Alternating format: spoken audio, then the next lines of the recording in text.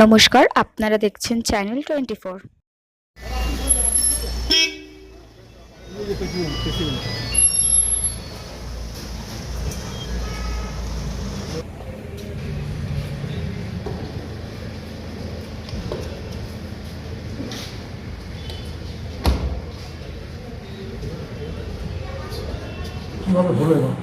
পরীক্ষা প্রথমত খুব ভালোভাবেই হয়েছে, ভীষণ ভালোভাবেই হয়েছে। কোথাও কোনো গোলমাল বা সেরকম কোনো অপ্রীতিকর কোনো ঘটনা, এগুলো কোনো জাস্ট খবর নেই।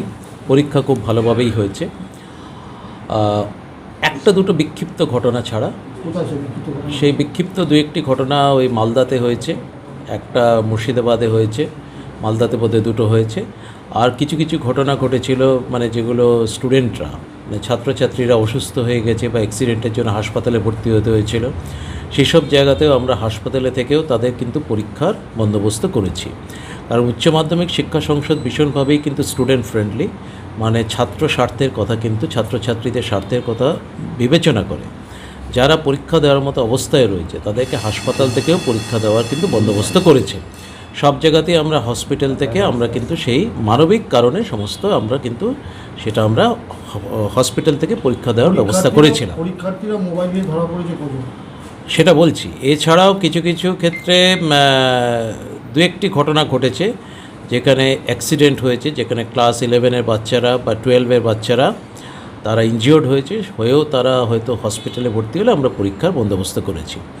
আর মোবাইলের ঘটনাটা এবার আমরা খুব স্ট্রিক্ট একটা ব্যবস্থা নিয়েছিলাম, যেটা পাবলিক এক্সামিনেশনে এই রাজ্যে প্রথম হয়েছে, মানে মাধ্যমিক উচ্চ মাধ্যমিকের মধ্যে এই রাজ্যে প্রথম হলো যে সমস্ত ভেন্যুতে মেটাল ডিটেক্টর ইউজ করা হয়েছে।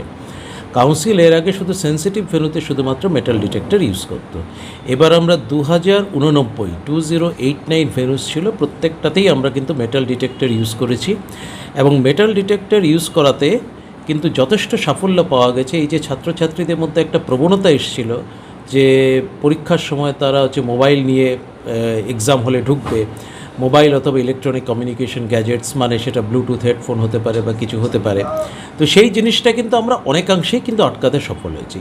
তা সত্ত্বেও কিছু কিছু ক্ষেত্রে তারা মোবাইল নিয়ে ঢুকে গেছে, সেই চেকিং বা ফ্রিস্কিংকে বাইপাস করেও যারা ঢুকেছে, টোটাল এখন অবধি 7 জন, আমার কাছে যা হিসেব আছে 7 জন মোবাইল সহ তারা ধরা পড়েছে। এবং মোবাইল সহ যদি কেউ ধরা পড়ে তাতে আমাদের ঘোষিত সেটা নীতিই ছিল যে সমস্ত পরীক্ষা তার বাতিল, মানে তার এনরোলমেন্টটাই এবছরের মতো ক্যান্সেল। এই বছরের মতো তার টোটাল এনরোলমেন্ট ক্যান্সেল। ভুয়ো পরীক্ষার্থী কিন্তু কোথাও ধরা পড়েনি, ইমপারসনিফিকেশন যেটা সেটা হয়নি। যারা অ্যাক্সিডেন্টের কারণে পরীক্ষা দিতে পারেনি তাদের কোনো পরীক্ষার ব্যবস্থা, স্পেশাল ব্যবস্থা না, যারা দিতে মানে অ্যাক্সিডেন্ট হয়েও ইনজিওর্ড অবস্থায় যারা পরীক্ষা দিতে পেরেছে, ইভেন তাদের জন্য আমরা রাইটারও দিয়েছি। মানে ধরুন সে তার হাত ভেঙে গেছে, বাইক অ্যাক্সিডেন্ট হয়েছে, হাত ভেঙে গেল, সে লেখার মতো কন্ডিশনে নেই, সাংঘাতিক ইনজিওর্ড, কিন্তু মানে ব্রেনটা ঠিকঠাক কাজ করছে, তো সেসব ক্ষেত্রে আমরা রাইটারও অ্যারেঞ্জ করে দিয়েছি, এক্সট্রা টাইমও দিয়েছি যাতে তারা পরীক্ষাটা দিতে পারে।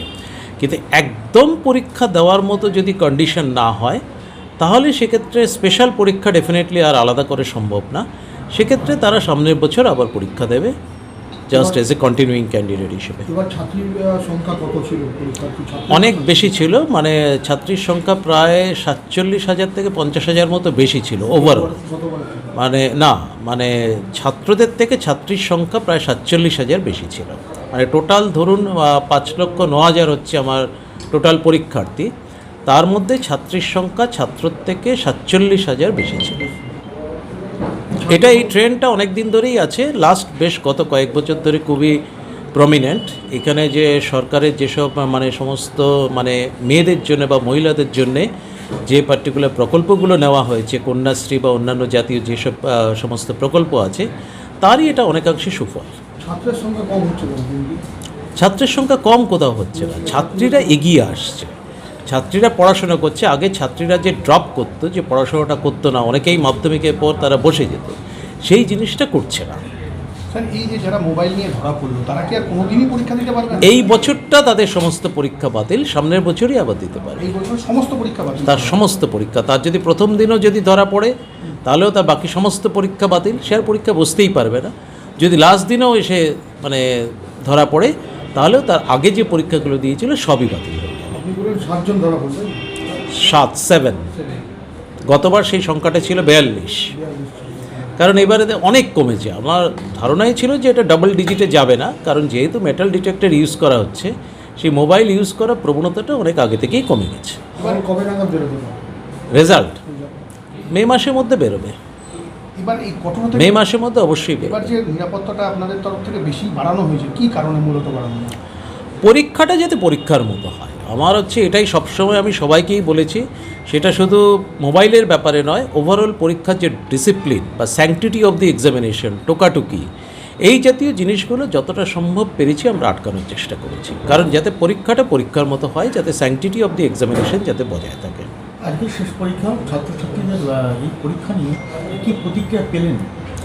আমি অনেকগুলো জায়গাতেই ঘুরেছি, প্রচুর ডিস্ট্রিক্টে গেছি পার্সোনালি। আমি নিজে মালদা থেকে শুরু করে মালদা, উত্তর দিনাজপুর, তারপর বীরভূম, পশ্চিম বর্ধমান, পূর্ব বর্ধমান, পশ্চিম মেদিনীপুর, পূর্ব মেদিনীপুর, হুগলি, উত্তর 24 পরগনা, কলকাতা, দক্ষিণ 24 পরগনা, তো এত ডিস্ট্রিক্টে গেছি।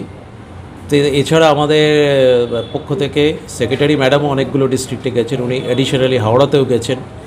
তো অনেকগুলো ডিস্ট্রিক্টেই আমরা গেছি, সব জায়গাতেই আমরা স্টুডেন্টদের সাথে পরীক্ষার সময় আমরা কথা বলেছি।